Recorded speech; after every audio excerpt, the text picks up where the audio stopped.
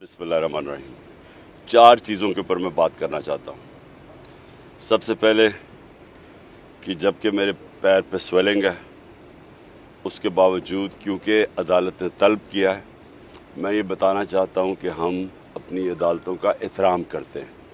जो ये दूसरे नहीं जो कि सारा वक्त अगर फ़ैसला इनके लिए ना आए तो ये हर किस्म का ज़लील हरकतें करते हैं, प्रोपेगेंडा करते हैं जजेस के ख़िलाफ़। दूसरी चीज़, मैंने 3 दिन पहले लाहौर हाई कोर्ट को मैंने वाज़े कहा है कि 2 दफ़ा मुझे कत्ल करने की कोशिश की है, ये जिसको हम डर्टी हैरी कहते हैं।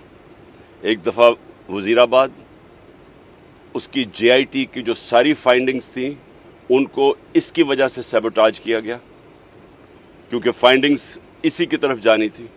दूसरी दफ़ा 18 मार्च को जुडिशल कॉम्प्लेक्स में मुझे कत्ल करने की कोशिश की गई और अब मुराद सईद के ऊपर भी ये डर्टी हैरी की वजह से अब कह रहे हैं कि दहशतगर्द है, लेकिन ये पीछे होगा अगर मुराद सईद को कुछ हुआ। तो मैं ये वाज़े करना चाहता हूँ कि अगर मुझे कुछ हुआ, इसके पीछे ये होगा डर्टी हैरी और कोई दहशतगर्द नहीं, कोई और ये जो बताते हैं कि जी इनकी कोई बैरूनी एजेंसी से ख़तरा है। मुझे किसी से ख़तरा नहीं, मुझे इस आदमी से ख़तरा है और जो भी इसके साथ है। तीसरी चीज़,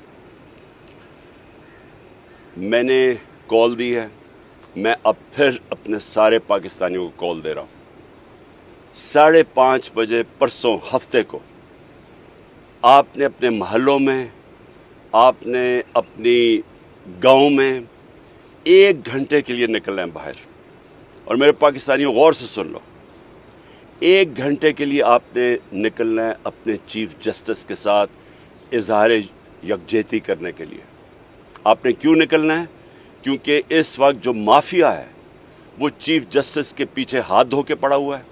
वो सुप्रीम कोर्ट को उसने तकसीम किया हुआ है, वो पाकिस्तान की आइन की धज्जियाँ उड़ा रहा है। 90 दिन के अंदर जो इलेक्शन होने थे, क्योंकि वो इलेक्शन से भाग रहे हैं, क्योंकि महंगाई और बेरोज़गारी ने तबाही मचा दी है पाकिस्तान में, तो वो डरे हुए इलेक्शन से, उसकी वजह से वो पाकिस्तान के आइन के ख़िलाफ़ जा रहे हैं, वो पाकिस्तान के सुप्रीम कोर्ट और चीफ जस्टिस के ख़िलाफ़ जा रहे हैं। मैं सारी कौम को कहता हूँ कि अपने बच्चों का मुस्तकबिल बचाने के लिए, इसको मुल्क को बचाने के लिए